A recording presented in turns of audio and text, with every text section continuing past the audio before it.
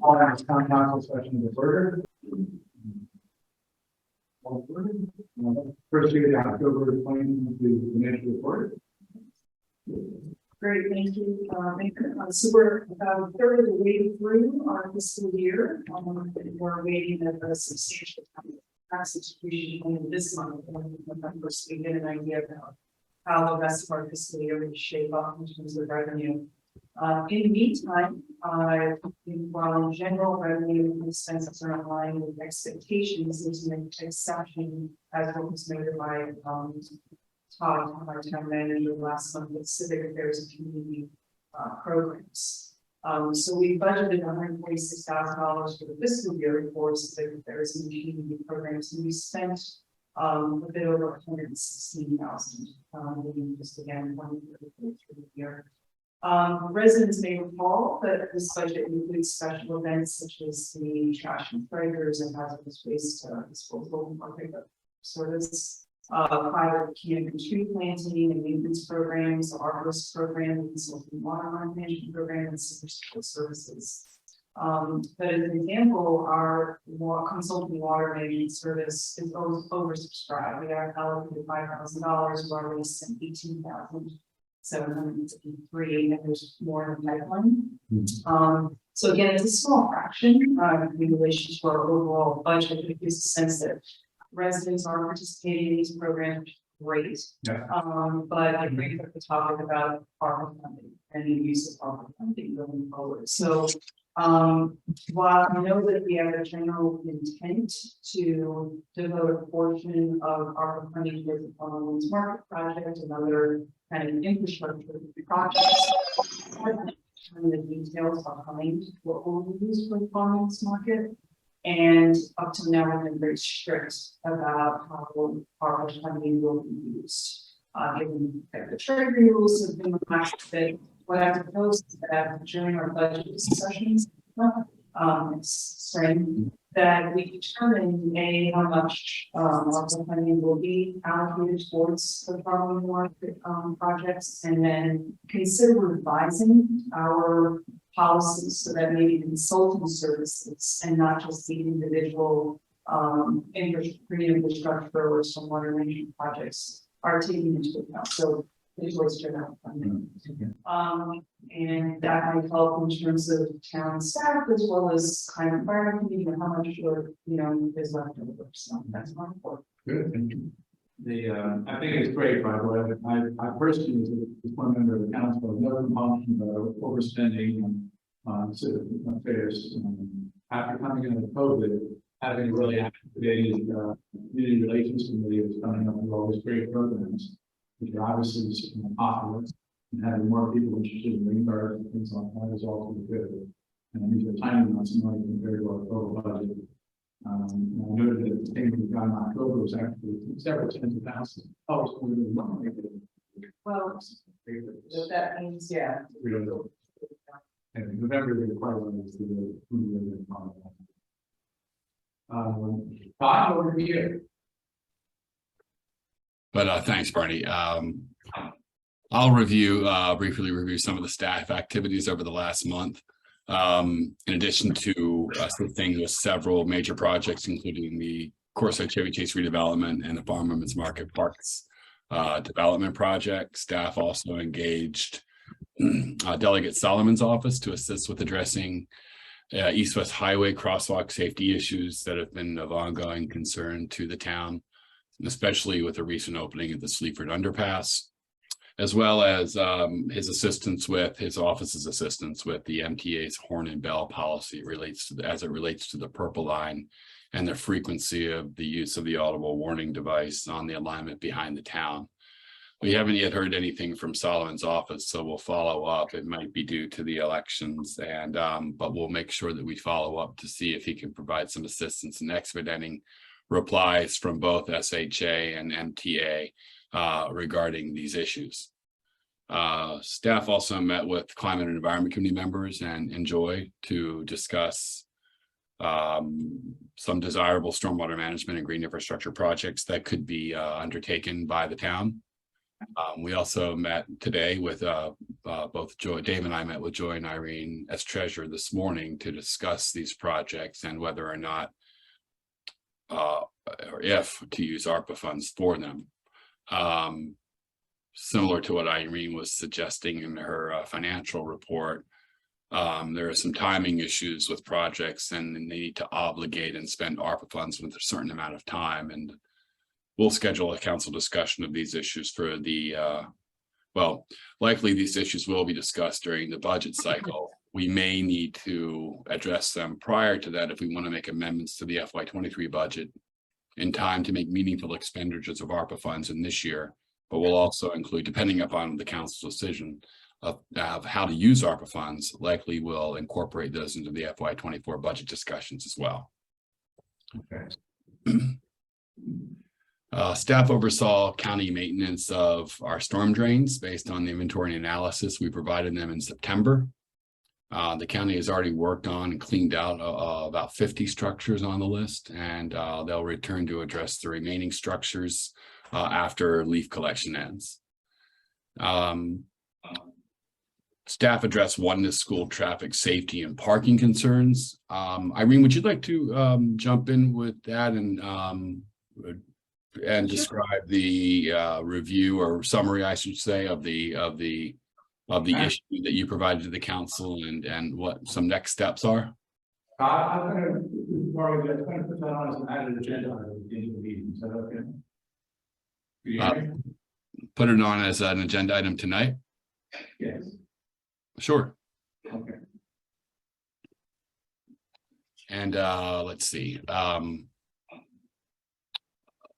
than that, we've actually seen some solid progress in redesign of our website, and that we're working towards finalizing the template, the design template, if you will, so that they can begin production of a redesign of our website. So that concludes the staff report. Much better. Ready now for public comment. Is there anybody who would like to speak? Just on any comment.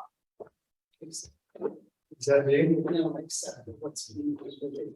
Yes, except for the public hearing. But generally, is there anyone who wishes to make a comment? I would. Okay, please go ahead. Yeah, I just very briefly, I think it would be really nice if we could have some blood donations, whether it's with the coordination with the Red Cross or some other organization at the Lawton Center. And if the Lawton Center itself is, if the main part of the Lawton Center isn't available, perhaps at the town hall. They periodically have blood drives at the Chevy Chase Women's Club. Some of us would like to donate, but it's just too long to walk and we're not all driving. But I'm just thinking, in the past, there have been, the Lawton Center has been a location, and I'm wondering if maybe the town could work on that. I, for one, would like to donate blood every once in a while, but the transportation issue is an issue for me. Noted. And it's a good thing to do. People, blood donations save lives, so. Thank you. Is there any other comment? I don't see any other real or virtual hands. All right, we will move on to the second Roman numeral of our meeting tonight, which is the public hearings. The first one is a public hearing on an ordinance to amend the town's telecommunications law, which we worked on before, we introduced last month. We'd now like to invite residents who wish to speak to the potential change in our ordinance. Are there any hands going up? Yes. Yes, Deborah, I see yours. Okay.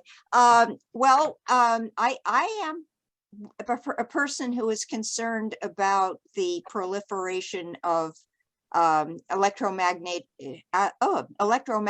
radiation related to Wi-Fi technology. And as this council knows, there was a recent federal court of appeals decision that noted that the FCC standards on safety were out of date. The studies that they based their safety rules on were out of date.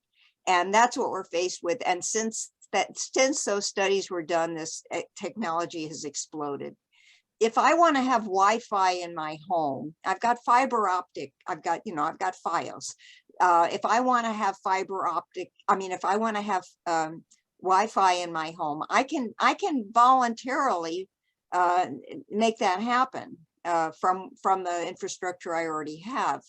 But I don't want to be subject to a lot of radiation, which frankly, I'm not like panicky about this, but I go by the precautionary principle. We don't really know the extent of possible long-term adverse health effects. So that's one concern I have. And of course, the other is aesthetics, and these towers can be unsightly. I did take a look at the legislation. I see there's an appeal process there. And I'm assuming that health concerns and aesthetics would be, and effect on home values would be grounds to appeal a decision. And I would raise the question, am I right about that? Because it's a long ordinance, and I'm not being critical over that, but I just sort of skimmed through it, and I did see there was that appeal process. But I do urge the town to protect the interests of homeowners like myself, who are concerned both about radiation health, the long-term safety concerns regarding exposure to Wi-Fi radiation, but also the aesthetics of and preserving our tree canopy and those issues. So that's the extent of my remarks. Thank you. Is there anybody else who wishes to speak at this public hearing? Again, I'm looking for hands either real or virtual. Okay, with that, I will declare the public hearing on the telecom ordinance closed. I'm now opening it up for discussion among my colleagues for any further discussion on the language that's in front of us. But before we start, our town attorney, Ron Bolt, may wish to reply to Deborah Bowler, her point about what to be challenged and not challenged at a town level regarding health concerns or things. Sure, Mr. Mayor. So the ordinance does include an appeal process that provides anyone who's aggrieved by a decision of the town council with respect to a request for a permit for small cell or 5G deployment can appeal to the town council. The appeal has to relate to standards in the code. The code does provide that an applicant has to certify that the radio frequency radiation standards of the FCC are being met. And there is a provision that provides that deployments can't interfere with public use of the right of way, and that they have to satisfy certain design criteria.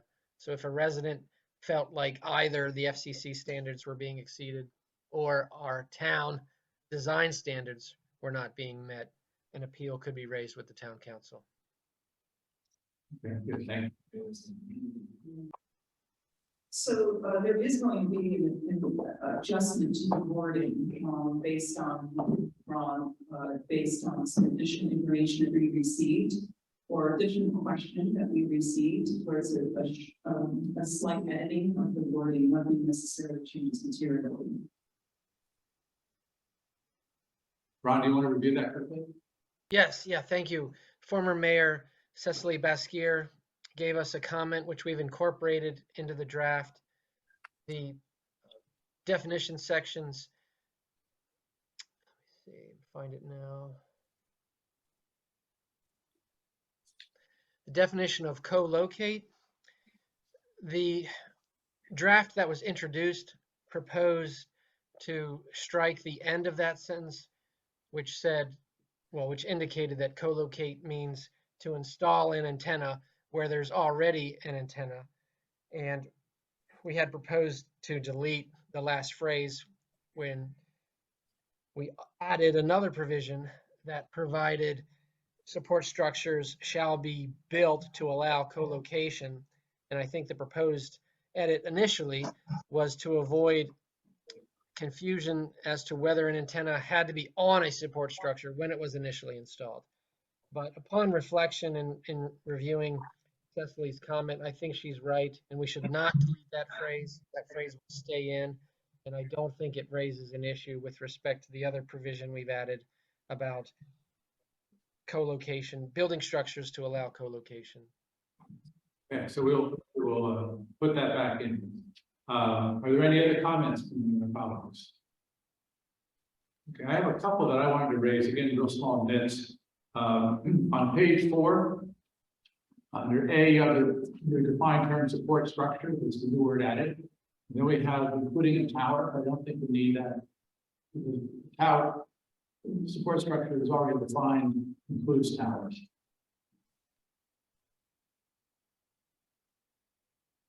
Right, you're on page 4. Yeah, I see that, Mr. Mayor.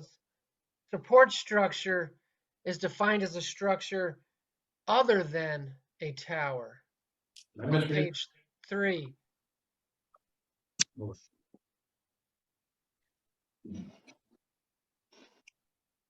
Fair enough. I misread it. I'm sorry. Okay, take that back. The other question I had was, and I just want to make sure I understand what exactly it means, whether a comma, believe it or not. It's hard to believe I'd be suggesting a comma. On page 6, there's new language that says, unless otherwise approved by the town as required by law to prevent an effective prohibition of service. I'm not quite sure what required by law is referring to. Is it approved by the town, or is it referring to prevent effective prohibition of service? And if the latter, we need a comment. Yeah, so the FCC order generally provides that local regulations cannot effectively prohibit the provision of service, or effectively prohibit the provision of service. Yeah, so what we're saying here is structures need to be built to allow co-location unless there's some reason co-location would prevent the provision of service. But I'd be fine with adding a comma to make that clear. You add a comma. I think that's the meaning you're getting, right? Yes. Right. So to do that, and then also it appears again, the top of the next page 7, under protection of trees. Would that also be relevant there? Yes. Okay. So I think we have, I guess, I'm putting that together. My sense is my colleagues are fine with this, with the text that we received, with the putting back in the clause that had been removed before, that you described to us, Ron, co-location, and adding the 2 commas that I just suggested. Is there a motion to approve this? Motion to approve the ordinance as amended. Second? Second. All in favor? Second. Aye. Okay. Unanimously approved. Before we move to the next topic, I want to express real appreciation, which I'm sure I do on behalf of the whole council, to the very good work that the Public Services Committee, and especially the subcommittee, comprised of Mike Copeland, Ken Rubin, and Beth Barnett, for the tremendous effort that you put into this. Thank you very much. Really helped a lot, I think, to put a better ordinance in place. So I appreciate it. And Howard, I know you as chair involved in this as well, so it's all good work. Thank you. Yes, we thank Ron all the time. Well, thank you again. Joy, was that just a clap or a hand? Okay, good. Really significant, and especially because the county ordinance change is going to be coming into effect next month.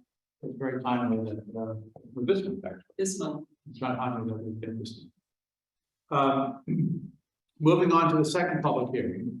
which is regarding a speed bump request for the 3900 block of Blackthorn Street. We'd now like to take public comment. My name is Mike Brandt. I live at 3910 Blackthorn Street. I've lived there for 47 years.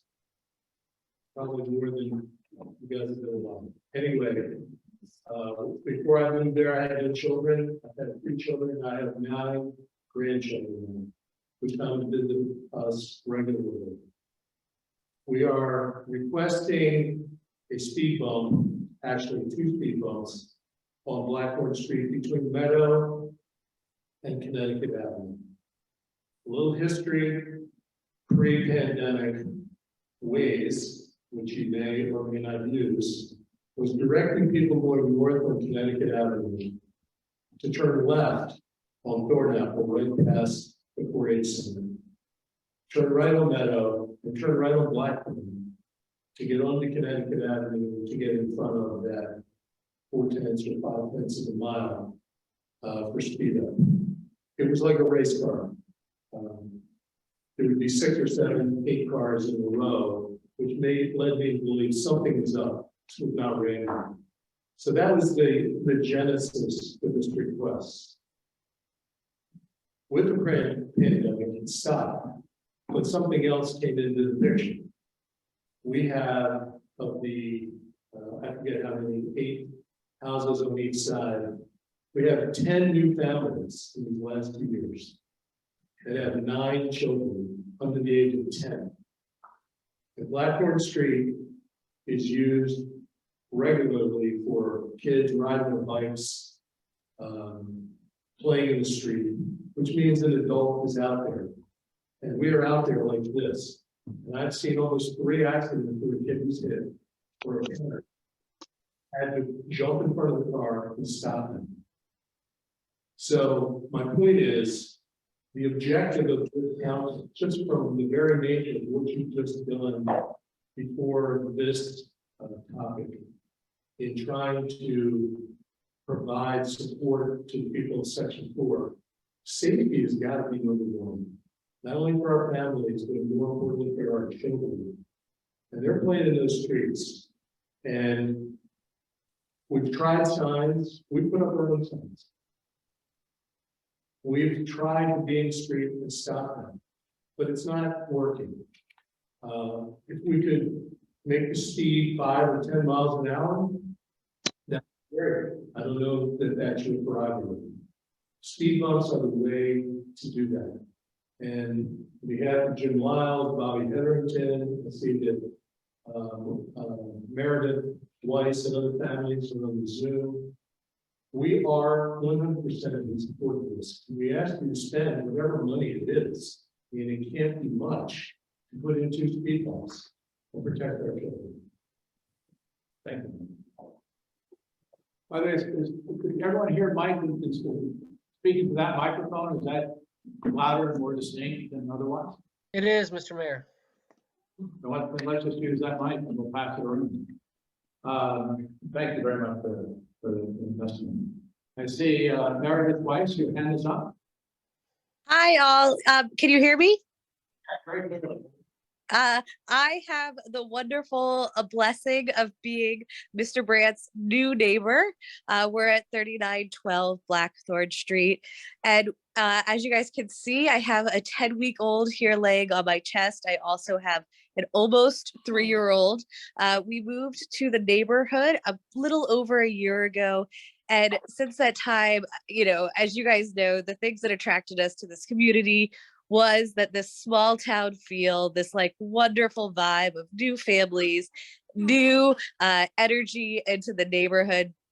Since that time, Mike's right. So he has organized us all for around this issue of the speed bumps and cars coming through our neighborhood. And I urge you all to vote in favor of approving these speed bumps. As Mike alluded to, all of us are very active and involved parents and are regularly outside helping to police our kids who are running between houses or playing basketball or meeting up with their friends. But we are only a temporary solution. You know, we can only yell at so many cars to say slow down. We can only put up so many cones. And so I humbly request for you guys to offer us a permanent solution to help with the cars and the traffic who are using our street as a cut through. As you guys know, we're the northmost street there, right by between East West and Connecticut, and are regularly used as a cut through. So we just want this to continue to be a safe and wonderful place for our kids to grow up. So a huge thank you to Mr. Brandt for organizing this effort, and thank you to the council and Mr. Mayor for hearing our request. That is all. Thank you, Mary. Let me now call on Carol Lee Walker.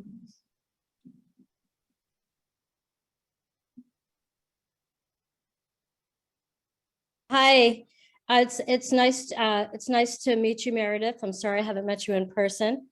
And thank you, Mike, for this initiative. My name is Carol Lee Walker. I live at 3902 Blackthorn Street. I'm the house at the corner of Blackthorn and Connecticut Avenue. And while I really appreciate the effort and enthusiasm for this initiative, I'm very concerned about what I understand to be some of the major downsides and cons to having speed humps on a residential street. I haven't witnessed the amount of traffic that Meredith mentioned, and I appreciate if that's happening, that is definitely a concern. My children are grown. They grew up on the street and went to Chevy Chase Elementary School and Bethesda Chevy Chase High School, and they walked to school. So I fully understand the concern for safety. But I am concerned about studies that have already been done that indicate that the speed humps are not warranted. And I feel I want to respect that, and also wonder whether the town has reached out to the fire department to seek their opinion and advice for this, because I'm well aware, and I have my own personal experience with emergency vehicles being hampered by speed humps on roads, especially on residential streets where they're not required. A fire truck that's delayed by a speed hump can cause a fire to double in intensity. And there are lots of studies that show that individuals who call 911 are hampered by emergency vehicles having to face speed humps. So I want to be sure that we're considering that and we're thinking about that. There may be other options. I also am cognizant that when we chose our home on Blackthorn Street, that we were very much energized by the urban nature of the community, as opposed to being out in the suburbs. So I want to embrace the urban quality that we have in our neighborhood. And as much as, you know, my kids like to bike ride and play, I want to be sure that before we take such a step that I understand hasn't been warranted by the study that the town commissioned, that we've reached out to the fire department and we've considered the impact this could have on individuals in the community who are elderly potentially, and for the risk to houses that may tragically be caught fire. That's all, but thank you so much for raising this. It's an incredibly important topic, but I am concerned about the potential impact on emergency vehicles. Thank you. Thank you, Carol. I appreciate that. I see Ryan, your hand is up. Would you like to speak? Yep. Thank you, guys. So Ryan Natillo, I'm at 3905 Blackthorn, and we moved in probably about a year ago too. And similar to everyone else, and Mike, appreciate your effort on this. And we are extremely supportive. We have an 8-month-old who cannot walk yet, but is quickly approaching that. And I think I echo Meredith's sentiment and Mike's that, you know, we want to make sure that she has a safe environment. And I've also witnessed this. I don't know what the parameters of the study were or what they're taking into consideration with respect to the last comments, but I can speak from my perspective and our family's perspective. I think this would be a welcome addition and add a level of comfort that, you know, I think would be really much appreciated. So we appreciate your consideration, and Mike, we really appreciate your effort leading on this. So thank you. Okay, thank you. Deborah Palmer, I see your hands up. On the issue, I was going to be say that I'm all for it. If the people on Blackthorn feel that this is needed to protect their children. But I thought that one of the speakers did raise the issue of fire trucks having access. And I'm wondering if the town has reached out to get their input of the fire department. Whether there has been outreach in that regard, and if they do see that as a problem. If that is not real, turns out not to be a problem, if there are other ways the fire trucks can get in, and I'm not sure how that would work, then I would say just go with what the people right on the block want. And it sounds as if for the most part the residents do want this safety measure of having a speed bump, but I think it should be the decision of the people on the street. But again, the concern about the fire trucks is something I think the council needs to look at if they haven't looked at it already. That's it. Are there any other comments that people wish to make in this public hearing? Oh, yes, please. Here. Take place with my, I am Jim Lyles. I live at 3907. Across the street from my friend, and next door to the room. I've lived in the neighborhood in the town on Blackstone Street for 30 years. And raised 2 kids there. I wish to relate an incident that happened 4 years ago when my daughter, then grown but living with us, was walking home from work and was struck by a car speeding to get ahead of the oncoming surge of traffic on the Connecticut Terminal. She was hit crossing Aspen Street, the next block over, and was badly injured. Had a severe concussion and had to take a leave of absence from work, required multiple surgeries. She's fine now. All is well, but it's a real lesson that every so often someone is in a real hurry to get across Connecticut Avenue. They don't always watch, they're coming faster than they should. It's a random thing. Not everybody does it. I recall when it was much quieter, the traffic backing up at the stoplight in east-west in Connecticut has gotten longer every year. And there's a real temptation of people waiting in that line to just turn left on Blackthorn and put it to the floor and try and get around that line. And it's not everybody doing it, but it's a few. Every so often I see somebody who will run fast. And after this personal experience with my daughter being hit, I want to just say I'm in favor of this proposal. We can coordinate with the fire department. Blackthorn is only one block here. It's not a long straightaway to the forest with a lot of improvement. There are only about 8 houses in either side of the street. So I'm not too concerned about the emergency vehicles, but I'm all in favor of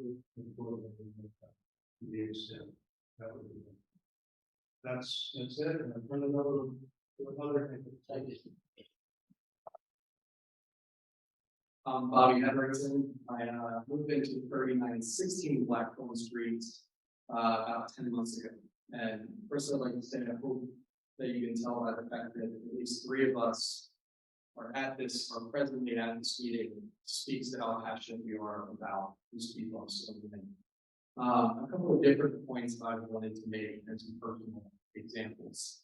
From a couple of different points. A lot of people don't think about the fact that we have fairly strict building lot coverage ratios, which prevents extensive driveways for cars to park off the street. As such, there are a lot of cars on Blackthorn parked right along the side. Yes, we have sidewalks, but as we know, there are a lot of kids. We have 3, 5, 3, and 1.5. What happens is if kids are straying off the sidewalk, or is speeding down, cars can't see those kids. Cars can't see adults, for that matter, if they're trying to walk behind a car and into the street. So that's a very important point that I don't want overlooked, because it does block the visibility of anyone coming down the street, regardless if they're trying to beat the light or not. Another point I wanted to make was it's not just people trying to beat the light at Connecticut going north. Witnessed it tonight, 3 cars right in a row were all stuck in traffic going eastbound on east-west. They all took a little turn, whether it's legal or not, right in the meadow, to try and cut through Blackthorn as fast as they could to beat everyone else to get southbound on Connecticut Avenue. So it's coming in both directions. In my opinion, I think it's going to increase with more people going back to work and the traffic that we've been seeing. On a personal note, it's not as sad or horrible as you've experienced. A couple of months ago, my 15-month-old son was walking right next to me on the sidewalk. He veered left right towards the street behind a car. By the time I could turn around and get him, there was a car flying down, and it was about a foot from him. So, needless to say, I was enthralled when Mike decided to take the charge here and requested these 2 months today. So, firmly in support of yours. Thank you.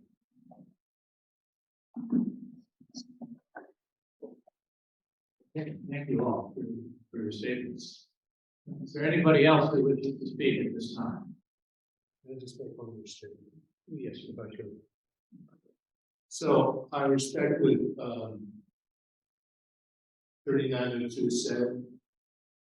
Fire trucks. I come home every day this week, coming down to Connecticut just so I can see what ways and other things we can do.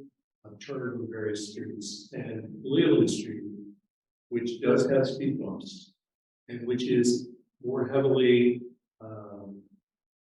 traversed than other streets, because it does take you through the town, has speed bumps, and I'm assuming that the fire department or whatever was consulted there. When I approached and went to 3902, they were out of town or wherever they were, and they're the only one on the street that we did not have a signature. So I respect their comments about the fire department, but there is 100% support from every other person in the street. Thank you. All right, with that, close the public hearing, and let me turn to my colleagues for comments or questions that they may have.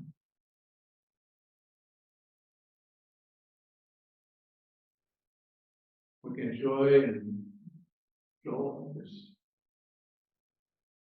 All right. I do have a couple of questions.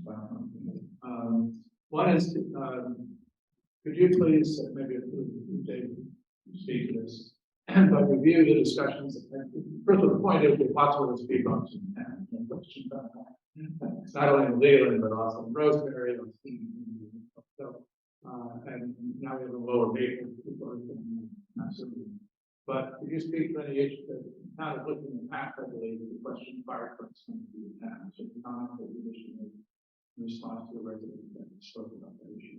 Yeah, I mean, yeah, I guess as part of the policy where speed humps are considered, the town in the past reached out to the fire department. The fire department agreed that speed humps slow down emergency responses, but they don't really have a policy where they shouldn't be installed. Just, you know, when you install them, you sort of take the understanding that, you know, it might slow down the ability for an ambulance or fire truck to get to a site, but it won't prevent them from getting. Could you also just remind us of the data from the study that you did on the street involved? Sure. Yeah. Under the town policy, speed hump is considered to be warranted if there are 120 cars a day that exceed 25 miles an hour, or 20 cars in the hour of the day. For this study, the finding was that on the highest traffic day, the total volume of cars would have been about 30 vehicles exceeding 25 miles an hour during the entire day, and the maximum hour of the day, which is between 5 and 6, there were about 10 vehicles that exceed 25 miles an hour.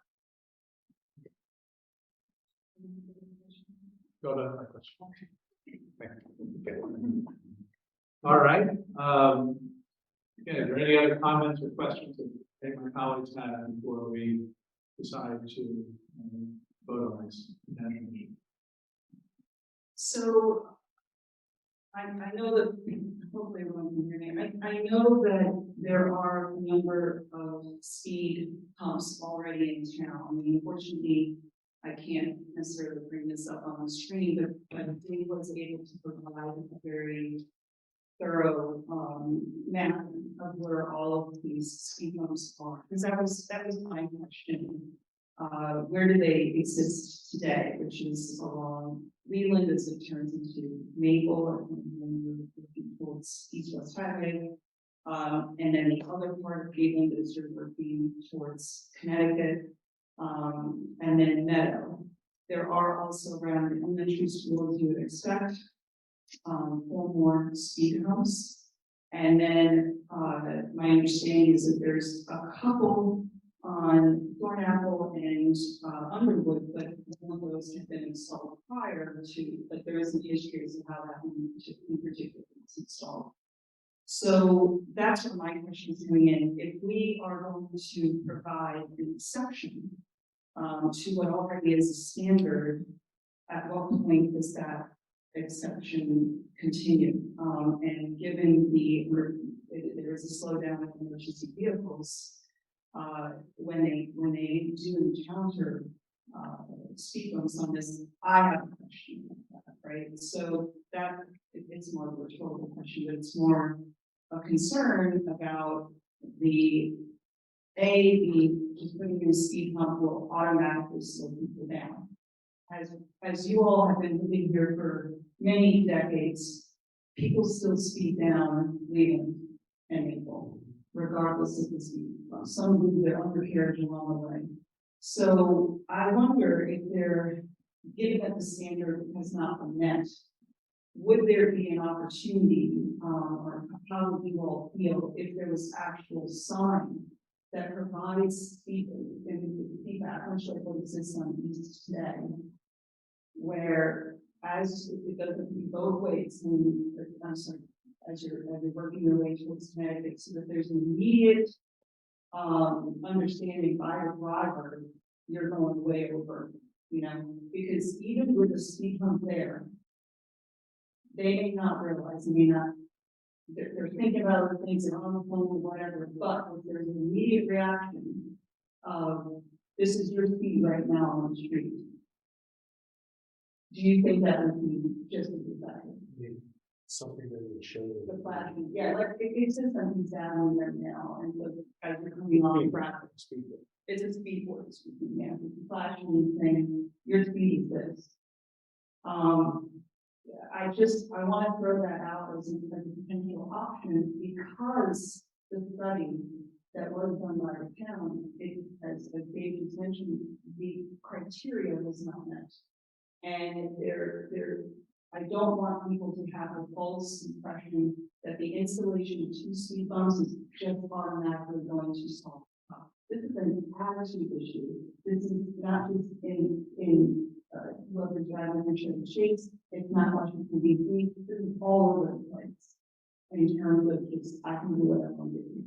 So if there's, but what does work, because when these speed boards are enacted, the data is downloaded, so we know just what they are actually doing 24 hours a day, and we can monitor that over time, but more importantly, give immediate feedback to these drivers.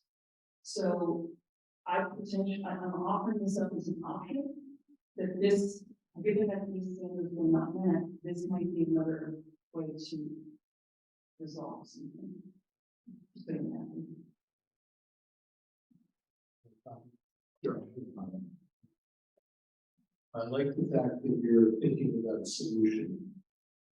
Because we don't want any child to be there. And so that potentially is an alternative. I would say that the study, if that's what is being relied on, and I understand as a councilman, you have to set a standard that everybody can be compared against. If you do something different, you have to have some kind of addendum or whatever. I'm just really, this study was done during really the result of the pandemic. We're not going to be in this forever. In fact, you can see this. The traffic building on East Coast Highway, the DCC, every morning now is, it's almost coming back to Connecticut Avenue as people are going back to the office. These are little kids. The last thing any of us would want would be for someone to be injured or, the worst, and say, "Oh, we had it before us, and it just didn't work."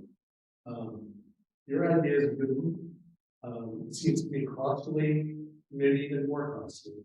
If you have all this data submission and reports, everything else, I think it would be more expensive than speed limits. So I don't know. We already have. It can be installed. And do you have the result? There are probably studies and results that said that the speed has been reduced versus, I don't know. So I don't know. Yes, so Todd can answer directly because we've utilized this for so long on East Avenue. In summary, yes, that they've been impact on the talking into.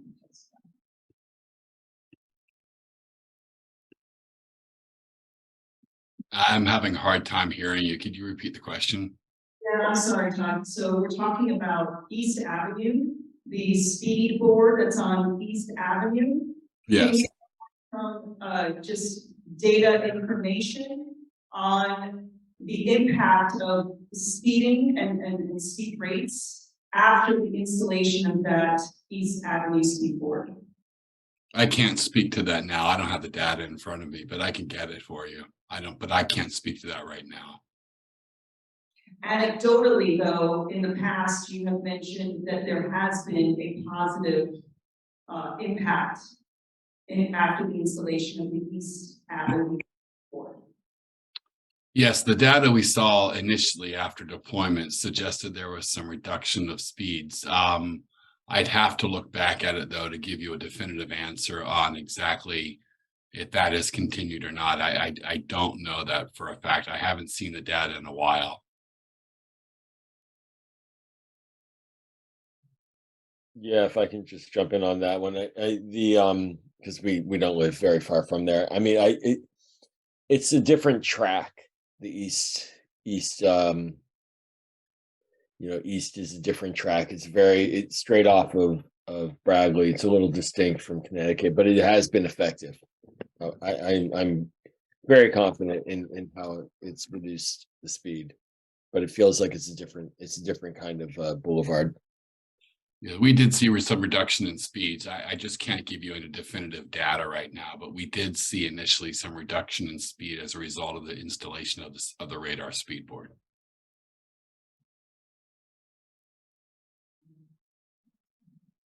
Any other comments?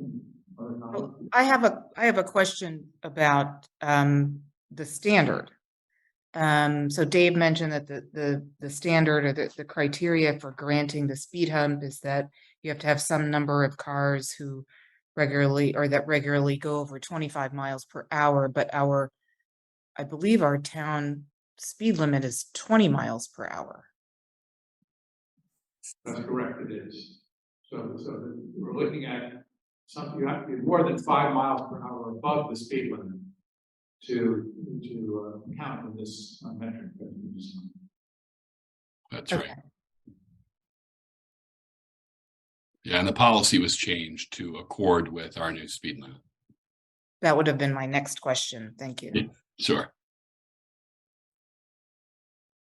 Anything else, John?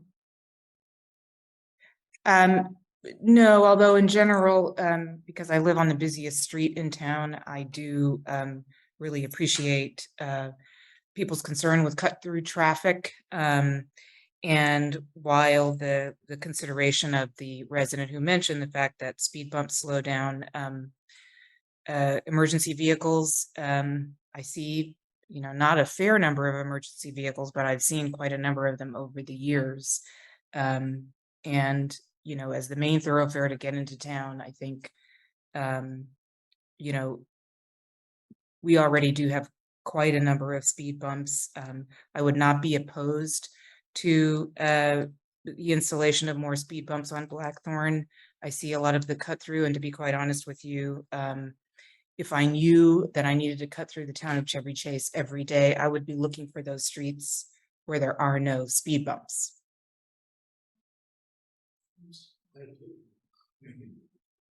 Rich, is there? I hesitate to add to the long discussion, but when I was the chair of PSC, we studied this issue as part of Comcast, and that's why I called them. Speed humps are effective mitigation measures for speeding. They do slow traffic.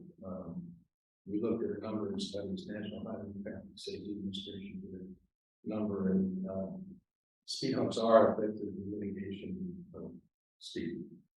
The other thing is when the committee offered made a recommendation to the council, our recommendation was essentially we would approve if all the residents in a particular segment. We recommended to the council amend the policy so that it was the residents on that segment who kind of decided whether or not a speed bump was warranted after we did the engineering analysis to show them they could be put in, they could be effectively put in. So that's just a little history. I'm all in favor of speed humps, like Joy, I live on Cleveland. They are effective speed mitigators. The other thing, one of the other things we did when we studied the issue in the traffic study, the speed differential of the emergency vehicles, there was a speed differential, but it wasn't so significant as to actually hamper their way into the town. It was, I imagine, you're in life in that situation, 5 seconds makes a difference. If you're on one end of leaving the street and an emergency vehicle have to go to the other end of leaving the street, you lose the 5 seconds of the problem. But we didn't hear anything from the local police departments that indicated that they really objected to them because they could get over them. And we re-engineered the speed bumps in the town to comply with Dave can reinforce this. We actually engineered them so that they reduce that what I'll call height crack. Yeah, right. Yeah. So that's, I guess where I'm leaving to is I think the residents there should, it's going to get increased cut through traffic as Connecticut gets more congested, and it's going to get more congested than it has been in the past. In addition to the district now limiting Connecticut from 3 lanes from there, from 3 lanes to 2 lanes each way, the larger developments, our development, of course, there's going to be more slowdown on people and people. So I think these speed bumps are an effective means of mitigating speed on our streets coming up. Thank you. Any other comments? Yeah, Mr. Mayor, I have my hand up. Go ahead, Joel. Okay. Thanks, Mike, and everybody on Blackthorn for petitioning this. Just wanted to ask a clarification question, which is in terms of the cut through speed, do you notice any differences between cars coming from Meadow side versus Connecticut side? Is there any sort of dynamic there that's different, more coming in from Connecticut, or just wanted to get a feel for it? I think it's more Meadow, can you hear me? Meadow to Connecticut. I think more Meadow to Connecticut. In the afternoon, when the kids are out home from school, they're playing out there. You can come off of Connecticut. It is allowed. It's not allowed in the morning, but it is allowed in the afternoon. But I think it's more coming from Meadow because they're going north and they're trying to get in front of the traffic. That's helpful. Yeah, no, so that's like internal from the town exiting potentially. Do I have that right? Yes. Okay. Or people coming from east-west, cutting through to Connecticut, they are on Meadow there. That's what a lot of it is they just do that little jog over. Right, they can come up Meadow, it says no right turn, they do it anyway, and they Yep. turn left on Blackboard and then continue on. Yeah, no, that's helpful. And I mean, one of the challenges, obviously, just do an editorial comment on this one. One of the challenges is that our borders are getting encroached upon, and they're going to continue to become more trafficked, more congested. We're gonna within a few years have a lot more people living in that zone from the 4-H project, the Corso project, and then likely just traffic, over time grows. Certainly along Connecticut, up north of the town, there are going to be a lot more cars coming in, cutting through. So I personally think it's prudent for the town's safety in general, let alone, of course, for your particular street to try to do as much as we can to rebuff dangerous ingress by vehicles, and it's just going to increase. So I would be supportive of this as well. I think maybe the location of the speed humps, I would defer to the experts on where the best locale is. I see that you've got two suggestions. Might not be necessary to have the one closer to Connecticut, quite frankly, and that may actually not really mitigate the initial speed acceleration that you're concerned about. So maybe there's just one that's necessary closer towards Meadow. I defer to you all on that. Although you can hear I have sort of a thought in that, but I definitely support the idea of doing something in this direction. We had closed the public hearing, given all the public chance to speak, but I see your hand is up, Caroline. Do you want to say one other comment? Yeah, I was thinking about what Joy said. It was something that I thought about myself. I also, I've lived on the street for many, many years.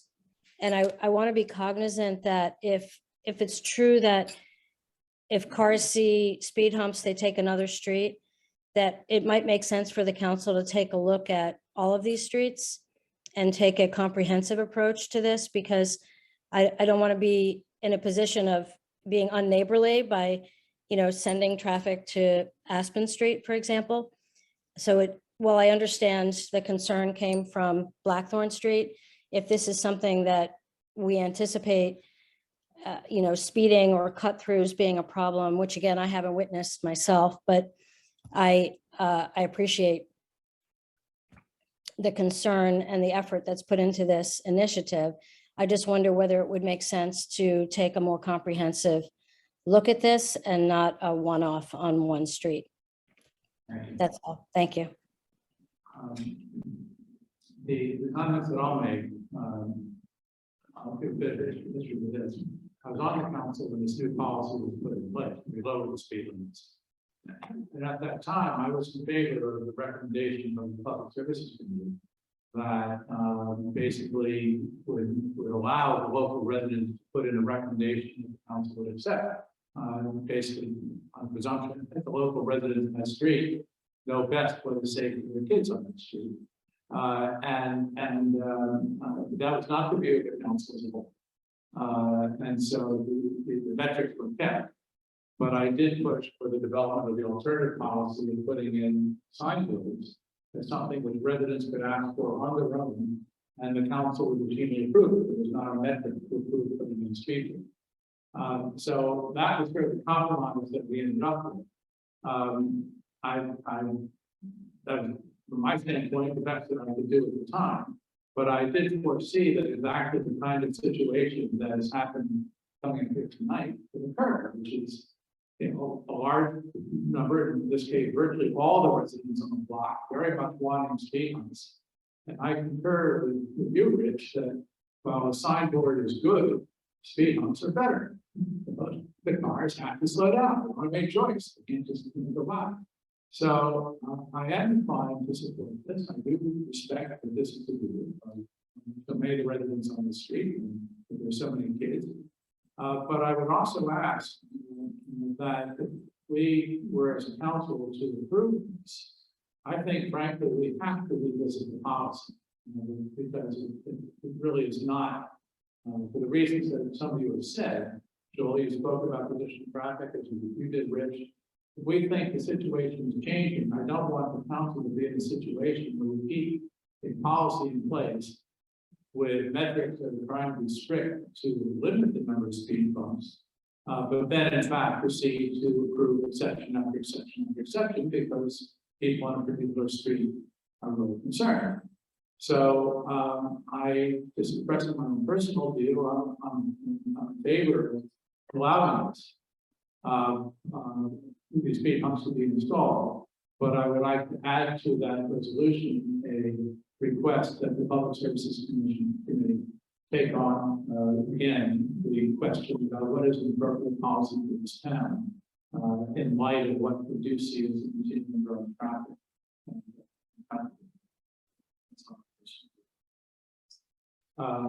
On that, is there? I'm sorry, Joel, you want to speak in? You're muted. Yeah, I got to take that hand down. Sorry. Okay. With that, is there a motion to approve the request by the residents in the street to put into speed humps? I recommend approval of 2 speed humps on 3900 block of Black. Okay. And is that, I don't think that we don't have, there's nothing that big resolution to request the Public Services Committee to rescue them. Put it say to do it. Is there a second for the motion? Do I have a second? Okay, thank you. All in favor? Aye. Aye. Okay, that passes unanimously. But I will request the Public Services Committee take on the issue again of reviewing that policy so we can maintain consistency because it continues to happen. All right. Thank you all very much. Thank you. Appreciate it. Timing wise, our paving contractor is still paving, but they do stop once temperature drop.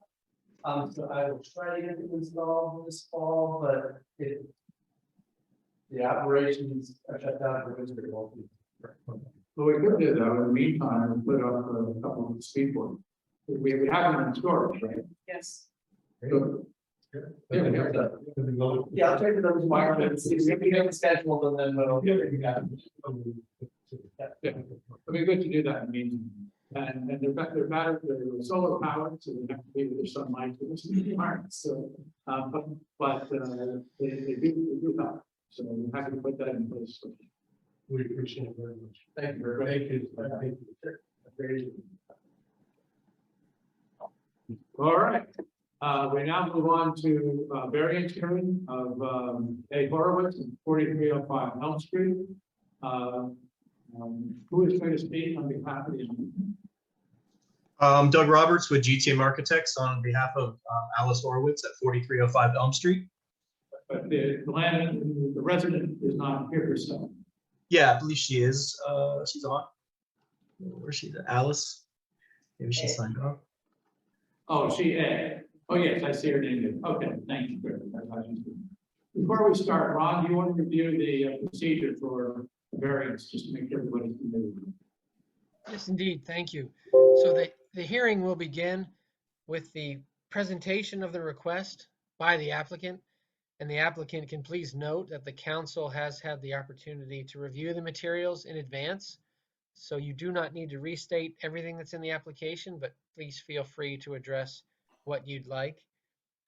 Next, we go to council questions. Following that, if there's anyone attending that would like to make comments in support or opposition to the request, they'll have the opportunity to do so. Then the applicant will have the opportunity for brief rebuttal. The record will close. The council will deliberate on the request and entertain a motion to approve or deny the request. If the request is approved, please note that the decision is not final until it's reduced to writing and signed and delivered. That's a process that usually takes about a week or two. The staff report has been entered into the record. In the interest of time, we've not been reading that into the record. And as of November 4, there were no correspondence submitted to the town. Anything since then, Dave? No. So nothing since then. Thank you. So with that, Mr. Roberts, please begin. Just to give a summary of the issue that we're having with the lot is the unique topographical conditions of the lot, very steep from the front to the back. In working with Dave, we found that the last pretty much 11 feet and then a 7-foot bay that extends past that would not meet the pre-development grade of 36 feet to the eave from the grade, given the slope of the lot. So what we've done is work with CPJ engineers, and we've raised the post-development grade to meet that requirement for the wall plane of 36 feet, and redirected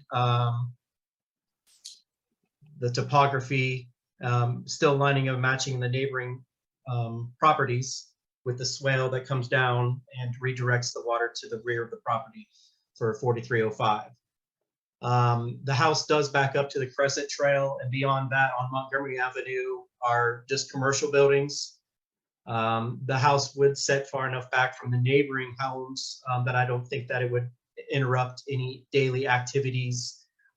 There's really not any vantage point from the front of the home that you would notice a 3 to 4 foot difference in grade that we're correcting in the post development. So we're seeking a variance for those 3 to 4 feet at the rear of the condition that we're not meeting the pre-development, but we are meeting it in post-development.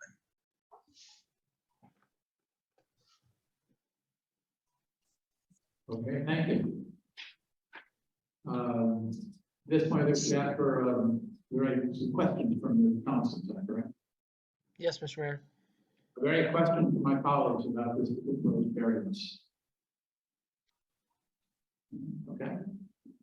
Then we'll open it up for comments and questions from town residents. Is there anybody who wishes to speak to this variance?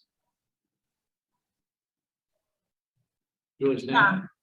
Hi, this is Julie Stanish, and I'm just asking, so you're saying that it wouldn't be any different than it is now in the back of the property? As far as where the house would be, far in the back of the house, we are raising the grades on your side a couple of feet. I believe we were only 2 feet out of ground. We were at 38 feet pre-development, and now we're going to be at the 36. So the grade will come up a little bit, like 44 feet back from your house. It'll come up about 2 feet on your side. I guess I don't understand what, I'm not saying I disagree, but I'm just trying to understand what it will do to the back of the house. Does that mean there will be a slope going up from the side on my side that goes up to the wall, or will the wall be higher, or what? Not necessarily, there's no wall, it's just the grade will be corrected from the house. Yes, it will be sloping, but they're keeping the same slope on your lot. That will not be changing. There'll be a swale between your lot and the house at Alice's at 4305. That's directed down to the rear of the property. And what is a swale? I'm not. It directs the water, so the water will go to like a culvert type thing, where the water goes into it and continues down. It's just a natural slope of the lot. So there won't be any additional water that will come into on my side? No, And then will it affect any kind of water into the Colvin Run at all? no, we're still, the grade that's back there will maintain what it is. It won't be changed. Just at around the rear of the property, around the rear of the house will be changed.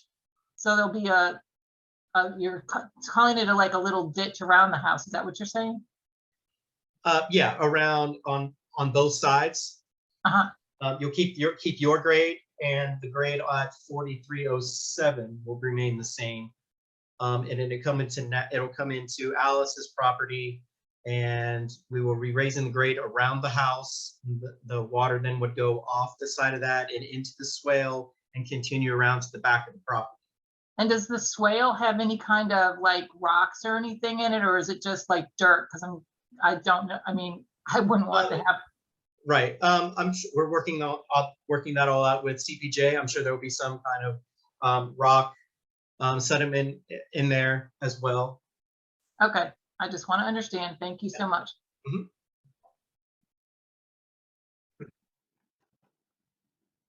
Thank you, Julie. Are there any other questions? Comments from anybody, any other residents? I don't see any, Barney. Okay, all right. Now I'll close that discussion and open up for discussion with my colleagues. Is there any discussion about this variance? Any comments? If not, then I'll ask for a motion. Somebody wishes to approve the variance. The variance is requested. Is there a second? Second from Irene. All in favor? Aye. Aye.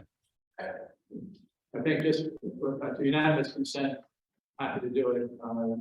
Those of us who are familiar with the purple line, with the homes in that block, and a lot of us are over the years, we do know how steep the slopes are, and we want to continue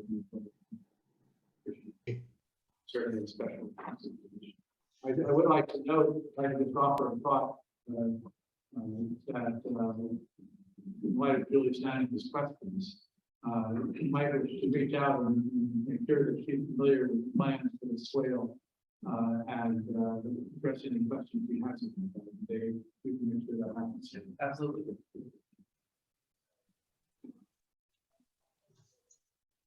Okay, we now move on to council discussions, and the first one is a discussion, of course, of Chevy Chase redevelopment.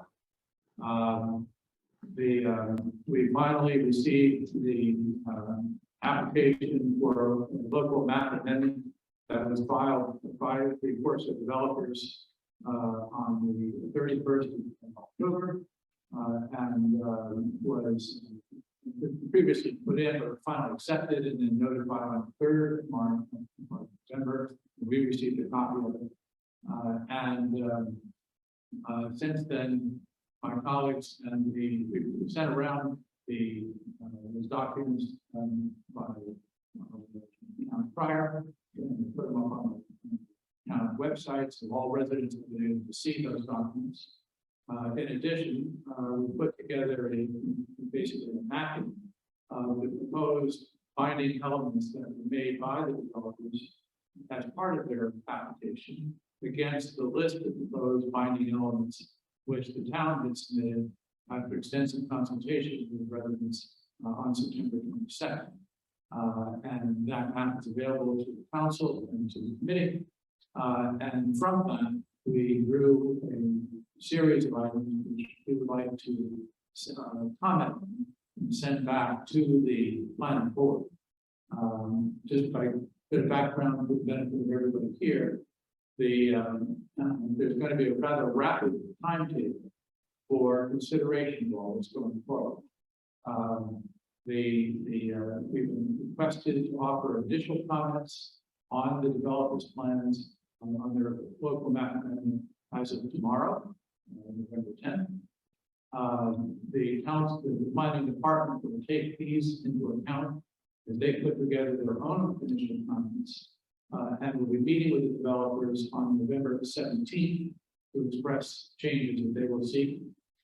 Then the developers will have until December 5th to come back with a first resubmission of their local map amendment application, where we would hope to see changes that bring more forward with our requests, and obviously have to be responsive to the planning department's requests. Then we'll be given another week or so, where we will be able to review that first submission, and in that time frame, submit additional comments that we may have, especially if we feel that key issues have not been satisfactorily addressed. But we can address anything else at the same time. And that will then lead to a second meeting between the planning department and the developers in mid-December. And then on December 23rd, the developers will be submitting for a second and final time, a resubmission of their application. At that point, as we've been told by the planning department, they basically believe that the back and forth between themselves and the developers is over that stage of work. And the planning department will then develop their full report and recommendations, which they will make to the planning board by late January. And on February 3rd, 2023, there will be a public hearing, which the town will be able to speak in. But that's when the planning board will listen to any and all concerns that are still outstanding regarding this application by municipalities and residents in the city or other interested parties.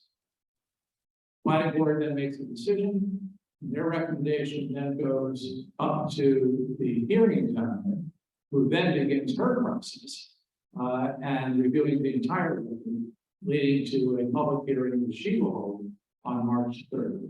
So that, and then after that, when she's finished her work, it goes to the county council that is the ultimate party that has to approve the local map amendment. So this is a process that is going to continue from now till I suspect Bob Delaware is on the phone directly, but I suspect it's going to go into April of next year. So that sounds like a lot of time. But the reason that I wanted to set out this schedule is that actually, and I think we know this from all of our past work with the planning board, earlier is better. You are much more effective in early discussions in getting your points across when there is more flexibility. It is difficult to be as successful if you're finally bringing up points only at the public hearing. So the view that I think it has is that it's important for us to act now and provide comments as we can tomorrow. And I think that the opportunity to comment further between December 5th and the 10th will also be critical for us in order to really try to make sure that our concerns are listened to. I want to give guys some general background before we dive into this discussion itself. But Bob, let me turn it over to you for a moment. If you'd like to add any comments, and should be added to our general understanding here of this process. Bob, good evening, Mr. Mayor and members of the council and the public. Very thorough, Barney, and very accurate. Everything you stated was right on point. For not to get too technical, but this, can you hear me okay? I can hear you fine. This is considered a quasi-judicial process, meaning that it is a process that is based upon a public record, and the final decision needs to be based on substantial evidence from the public record. So everything that is being done will be collected initially by the planning staff and ultimately by the hearing examiner, who will compile the final public record upon which the decision will be made. The district council, county council, sitting as a district council for, that's getting too technical. Anyway, we'll call it the county council, ultimately makes that decision, but it's based upon the hearing examiner's report and recommendation, which again is based upon the public record that has been assembled by her. I think it's important, and you'll see, I think it's reflected in the draft letter, that the town make it clear from the outset that it is a party of record and does intend to have a major seat at the table. I think this has already been recognized by the planning staff. We all did a bit of a double look when the staff person said that they had certified the acceptance of the application last week and that we had 1 week to get comments in. But we were able to clarify that really what was happening there is that the planning staff made a determination on its own that it was going to treat the town as a reviewing public agency, which is a good thing. It means that you already have a seat at the table, a respected seat at the table, and they're offering you the same opportunity that they would be offering all the other reviewing agencies to give initial comments on the application as it was submitted. Typically speaking, those comments are more technical in nature than substantive because folks just haven't had an opportunity to look at the substance of the application yet. But if something glaring shows up, and given that the town has been so active and so organized pre-filing, I think it is appropriate for you to go ahead and deliver some substantive comments with the caveat that there will be more and maybe much more to follow. So this initial review is instead, for those who are familiar with the development process in the county, most applications, preliminary plan, site plan, et cetera, go through what's called a development review committee, or a DRC meeting, which is a technical meeting of all the review agencies where they deliver these initial comments. For whatever reason, for a rezoning application, they do not have the DRC built in to that process, but this is being treated as a de facto DRC, and you're being offered a seat at that DRC table. So I think it's a good start. You shouldn't get too hung up on whether we're covering all of the points or not, or whether we've given enough, priority to strengthening the arguments, et cetera, because there's a long way to go here. You're going to have many opportunities to participate, but we have this opportunity to right out of the gate deliver some comments, and I think taking advantage of that is a great thing. Thank you. What I'd like to do tonight, I think we're in agreement that we do want to submit comments tomorrow. And the committee and council all have draft proposed comments that were sent around yesterday. And then, thanks to your good comments, Bob, and some further thinking by Todd and myself, we sent around a revised version this afternoon. I never been a fan of having council or anybody, a lot of people try to wordsmith the document. That's never successful. But I do want to make sure that tonight we take on and discuss the substance of any points. And I hope that we commit Todd and me to work on further drafting later on tonight and tomorrow. If there's anything significant, we'll get back to the final version tomorrow, but I think that's file our close of business. So with that, I'd like to open it up for comments on the substance of the points that are in the letter. If there's anything else that you think should be added or changed. I'll go first. I applaud your efforts. This is truly inspirational document. And I would, the only comment I got is the issue with the very end of the exterior lighting. I mean, I think it's well written and it's clear, and it makes all the big points we talked about over the last few months about this development. But I would recommend we go ahead and request that the town have approval for a final lighting plan. It doesn't hurt to do it now, and we might as well get it in there. I think some of the homeowners, especially on two streets that are was at the north and the south of the property, They're concerned about the light overage into their houses, and so I think it's important, you know, how you may want to just at some point say we're concerned about the exterior and perimeter lighting or something like that, but I think putting it in now is a good thing. Thank you. Anybody else? No comments? Barney, Barney, this is Todd. Can you summarize what Rich just said for me, please? Oh, sure, okay.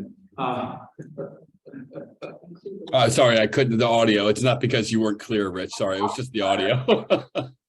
Rich said he liked the letter, first point. Second point, yes, we should ask for the lighting plan. Lighting plan. Thank you. Very succinct, Barney. All right. I don't see a hands up from my colleagues. No, it's great. Thank you for your. All right. So then we will find, as far as I'm concerned, to add a short paragraph about the lighting.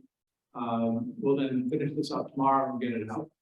I'd like to suggest going forward, and I think Ken's iPhone is 10 group of.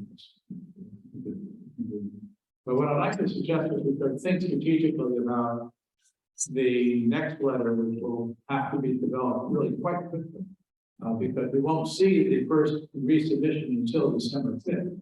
And we'll have to turn around and get another letter out within comments by around December 10th, so it's not a lot of time. What I'd like to suggest is that we think about that letter as potentially having two parts, part A and part B. Part B could be sort of a further flyspecking of what we didn't, it might be other points that we could potentially wish to raise, but we don't have in this letter going out tomorrow. But would just be the other nits and things that we might still care about and want to do. That we can work on over the next few weeks to make sure that's kind of tidied up and done. And we'd be grateful if the special committee took that on to make sure we give the council their thoughts and they're able to consider it. And so they see other things in this version that we're reviewing, the element that we're reviewing, that we should ensure that we bring out in our next opportunity to speak. So that would be part B of that letter. Part A would be responding specifically to the resubmission. And so we would, what I would hope is in the next short period of time, between the 5th and 10th of December, with part B already basically being written, we could really bear down on part A, whatever we feel they've done or have not done with respect to key points such as height that we are raising in this month. And that will allow us to be more targeted and turn them around as rapidly as we want to meet this. Barney, may I suggest that you also build into your process a meeting with the planning staff along the way, and probably a meeting with the developer as well, because I don't think we really need to wait for the final resubmission. We will pretty much know or be told by the planning staff what is being changed that's substantive, going from this next submission to the final submission. And I think we'll also know better where the staff stands relative to the positions that are being taken by the town, which will help us prioritize where we need to put our emphasis in the resubmission. So I don't think that we need to wait and put the pressure of a 1 week response on ourselves. I think we can keep abreast of these things along the way and have open dialogue with both the planning staff and the developer. That's a very good idea. I think it's also that person. Even having said that, though, we will still be under pressure in those short number of days to come up with something right. So it's yes. not substantive, but certainly important additions. So it's good. Thank you.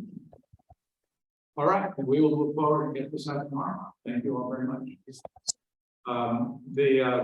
For the record, just to make sure this is known for public, that the core point, the most important point that we make in the letter is concerned with the heights. That we still want the height of these buildings brought down further by at least 4 or so. On several others. that we want to see the study for the parking to make sure we're satisfied with the parking is adequate. And that the pathways that we contemplate, Barnapple and Woodside, connect to the course of development. That's really the intent for our district. So with that, we can move on to the second council discussion item, which can be very short. It involves the discussion of the farmers market development. I think my colleagues, thank you, Bob. We'll check out Graham and I'll leave. Thank you. Good night. This is a vital month in the development of these projects in terms of funding. We're very pleased to send out a town crier last week that the planning board, the newly constituted planning board, approved unanimously the Parks Department appropriation for the project. This appropriation is now gone to the county council. And the county council also has a companion appropriation coming from the county executive. And the two appropriations together constitute the total amount of money from the county parks that will support this project. This is now been noticed by the county council. They'll have a public hearing next Tuesday that I will be testifying on. There will then be a joint committee meeting of the Fed Committee and the Transportation and Environment Committee to discuss these appropriations on Monday after Thanksgiving on the 28th. And then the very next day, the 29th of November, the county council will vote. I'd be very surprised based on the conversations in the past that Reed and I have had, and further conversations recently today with Councilmember Friesen. We are not anticipating opposition to this. But having said that, we want to make sure that we do whatever is needed to be done. One thing that came out of our conversation today among municipalities in the area is that we will be suggesting some talking points and staff and around. We hope to generate a number of letters from surrounding communities. So it's not just the town of Chevy Chase, but indeed, as we all know, it's the surrounding communities around Bethesda and benefit enormously from these parks. And it's a good idea to have their voices in support of these issues. So anyway, what we hope is that on the end of this month, the county will finally put the record as having put into the pot one appropriation $9.25 million, another appropriation of $2.5 million from Parks Department. And that will be two vital pieces of the financial plan. And with what the town is committed, the state is committed, the developers are committed, that provides us with the total amount of funding of $8 million in this project. That's where we are. Really hopefully. Are there any questions or any other comments? Thank you for all your efforts. It's been long. Well, Irene was thanking me for my efforts, but first of all, there are a lot of people who deserve thanks. but also, it is still not, we have to always be aware of this. As much progress as this will represent finally having money. We then have to go through the negotiation institution of the legal documents. We have to go through the public charrette process for the planning of the amenities and parks. The developer then has to get the put in a site plan, which will probably happen by the fall of 2023. Full permits by the summer of 2024. Close financing, non-trivial detail. Close financing also at the same time, so that there's still a lot of things that have to be done. And construction will begin in the fall of 2024, be complete for the lot directly behind Farmers Market by probably late 2026 or 2027. And the park on the lot between Leland and Walsh will be completed late 2027. So, this is a big deal to happen. Okay, turning next to Ron, I'm going to turn this over to you for discussion of the resolution to adopt rules and regulations concerning public Yes, thank you, Mr. Mayor. The Maryland Public Information Act requires that the town have rules for processing requests for inspection of public records. The Maryland Attorney General's office has published model rules for that purpose, which the town has adopted, but the law has changed a couple times in recent years, and the Attorney General has updated its model rules.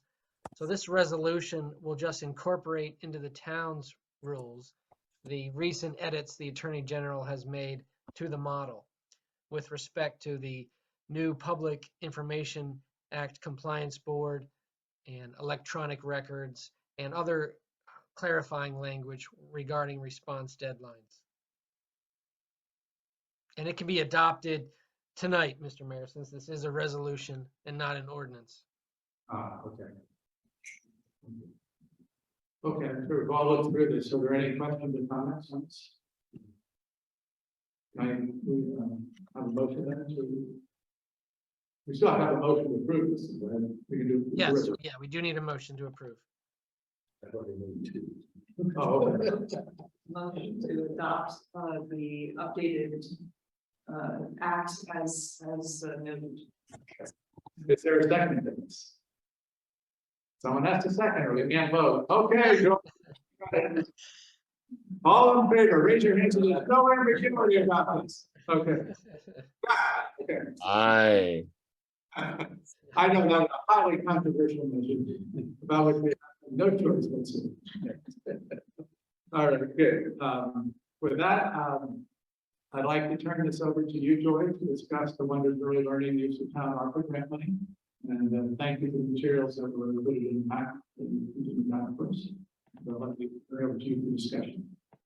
Certainly, I'm very pleased to present this to the council, and I do want to thank the team at Wonders for putting together a comprehensive report for us to review, and for the benefit of people who may be sitting there across from you or sitting at home viewing this via Zoom. I would actually just like to read a portion of the letter just so that people can really see what the impact of the ARPA funding was to Wonders, which has been a long-standing institution in our town and has served well residents as it continues to do in providing early learning and extended day childcare services, both at the Leland site, which is right next to the town hall, as well as Chevy Chase Elementary School.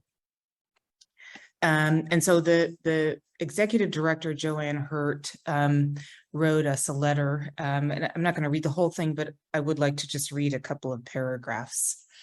And she says, "Dear council members, on behalf of the board of directors and teams of Wonders Early Learning at Leland and Wonders Extended Day at Chevy Chase, I would like to thank the town of Chevy Chase for granting Wonders Early Learning and Extended Day COVID relief funding for the 2021-2022 fiscal year through the town's ARPA funds. Grant funding by the town ensured the continuity and availability of Wonders high-quality, nonprofit childcare programs within the town of Chevy Chase. The beginning of the year, Wonders experienced a significant decrease in enrollment from pre-pandemic enrollment numbers. The implication was a significant loss of revenue that posed challenges to staff retention and accessibility to childcare for working families. By providing funding to meet the projected income loss, and that projected income loss was $125,000, Wonders was able to retain 13 full-time educators and provide full-day before and after care for a combined total of 73 children in our Chevy Chase programs. Additionally, grant funding ensured Wonders was able to continue our tuition assistance program and provide over $40,000 in tuition assistance at Leland and Chevy Chase for the 2021-2022 school year. The ARPA fund provided by the town made a significant impact by ensuring Wonders could continue to meet the needs of families and children in our communities and close the financial gap between low enrollment and program expenses. And so that's all I'll read there. But I did also want to mention that in addition to the financial assistance that Wonders was able to provide to 5 families who attend the Chevy Chase childcare programs, they also spent almost $29,000 to improve the site at Leland, that was including physical repairs and upgrades. As a result of this funding, they were able to retain all of their staff as opposed to letting staff go, even though they had reduced enrollment. And one of the hallmarks of effective early learning programs is continuity of staff. And Joanne Hurd also mentioned in her letter that Wonders was able to retain their national accreditation. It's really not easy for childcare programs to obtain that. And I'm pleased that our ARPA grant was in a small way able to help them retain that accreditation. And finally, just wanted to point out, as a condition of the ARPA funding, as our town attorney mentioned, when we were considering what to do with these funds, we did have to, focus on programs that were ongoing in the town or that serve town residents. And I would just like to mention that at least 1/3 of the students served by the Wonders programs actually live in the town. And for those outside the town, it's, I'm just very pleased to see that we were able to assist some students to participate in the Wonders programs. That's all I have. Thank you, Joe. Are there any comments of any other members of the council wish to make on this? No, it's just a great use for the money. My recollection is Evelyn John was suggested Wonders. There were other people as well. She did, yes. So we do have to thank Evelyn for proposing them. And again, I want to thank the Wonders staff because they worked really hard on preparing that report for us. Please pass on our thanks to them, and we're grateful. We're happy that the money has been put to subscriptions. That's great. Good. So the last item I'd like to add is the one that came up earlier when Todd was giving his report to review the issue of traffic at the one school. So let me turn it over to you. Can you all hear me? Do I need to speak? Do I need to shout? Okay, I'm just Very gonna good. You gotta wake up a little bit. So just as we started, or I should say earlier in the evening, talked a lot about traffic going on in the northeastern part of the town, and the southwestern part of the town, where the Wonders School is located across on West Avenue. We are also having a traffic situation there. So a resident contacted the town office in October 12th, expressing some concern with respect to speeding and not observing stop signs and no parking, illegal parking. So in consultation with, and I do want to thank Howard and his time as well with Todd, we talked about what we could do to be more responsive to this particular situation. About 4 years ago, if I'm not mistaken, this is before my time in the council, there was a very long discussion about West Avenue and how to create a safer situation, as well as something that would accommodate the pickup and drop off at the school itself. And we did some, if you will, a 4-point plan where we asked our Todd asked our off-duty police officers to just do a little bit more observation around either pickup or drop-off times with respect to illegal parking or any other unsafe driving situations. We asked in general that police officers would have to step up a little bit more with respect to, at their discretion, of course, warnings and citations in particular. and send a letter to the residents of Ridge and Stanford and West to just ask for their perceptions on what is happening daily, or perhaps even during church services on Sunday with respect to any sort of traffic congestion. We sent out 57 letters and received 9 responses from them. Four of them were residents on Ridge who indicated that they have witnessed a lot of illegal parking issues. And the do not enter restriction on Stanford is also sometimes they're unaware or it's ignored. For those big pickup and drop off times, the idea of having a kind of long snake line that perhaps creates congestion as people are trying to access Bradley was brought up. Concerns about whether the situation is creating one where it's a two-lane type of street and it effectively narrows down to one, which might create an unsafe situation for an emergency vehicle and get access at the same time. These type of sentiments were repeated for a couple of people in Stanford, a person on West, and then someone on Bradley as well. We did not send a letter to the residents of Bradley. I suppose we should have included them, but nonetheless, there was a neighbor at the corner who also expressed concerns and also potentially like what could be done to help alleviate the situation. Finally, one person said that they didn't see that there was much of a problem at all. We also asked our police officers to observe, and over the course of 2 days, they actually issued 9 warnings for traffic violations, ignoring the stop sign and when do not enter, 1 for illegal parking, and 5 warnings to the wellness staff.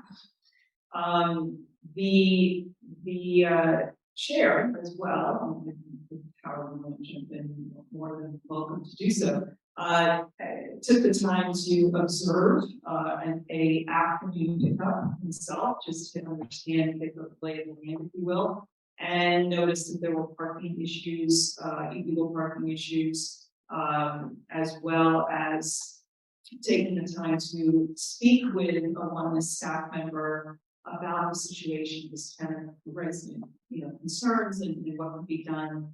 And that actually has worked out a lot because between Todd and the headmaster of Oneness, they've been able to determine that there were a couple of things such as the parking permits that the town provides so that the teachers can park in those permitted spaces had not been delivered or was missing mail or whatever the case might be. So that was resolved.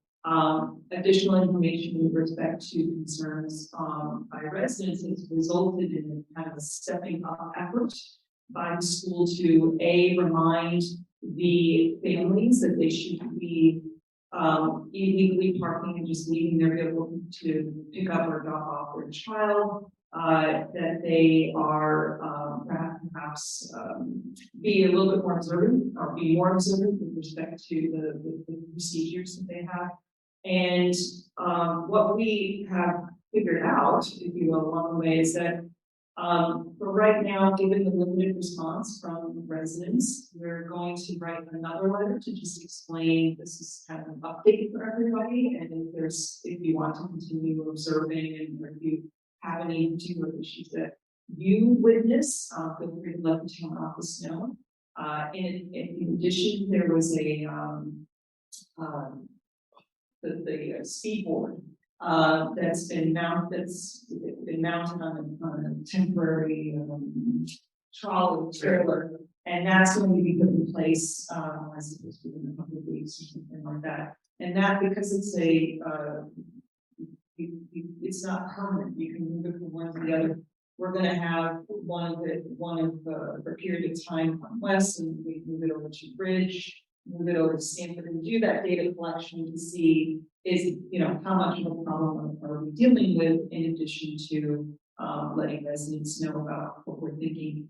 We're going to ask police officers as well to do some spot checking, maybe twice a week, just to keep everybody honest. And then what we will do as a public services committee is take a look at that intersection west of Stanford, because if there is a do not enter, and maybe that's where we have to mount a LED flashing stop sign. Maybe something else so that people who are not residents, who may not be aware as a just what's going on in that area. So we're also going to be talking about potential awareness campaign just around the schools themselves, just slow down, kind of thing. So this is kind of a good update. This is something we're here to be able to respond to a number of residents' concerns around this. This isn't where we're going to stop. In mid-December, towards the end of December, as more data comes in, we're going to analyze it and if necessary, come back to the council to get information on additional remediation efforts. But for now, I think this is what we're supposed to do. So that's it. Thank you very much for the report. Thank you, Howard, for your help with that. Go out personally and observe and watch. That's good. Yeah, all these changes help. I, for one, really like the stop signs that light up. I think they're very effective. I think Bradley introduced more of them now. And having the speed bump, having the speed board on the trailer, being able to turn it around is great. How many of those do have a stop on them? Speed boards? More than one. Yeah, two or three. So we could also have one over the Blackthorn as well as.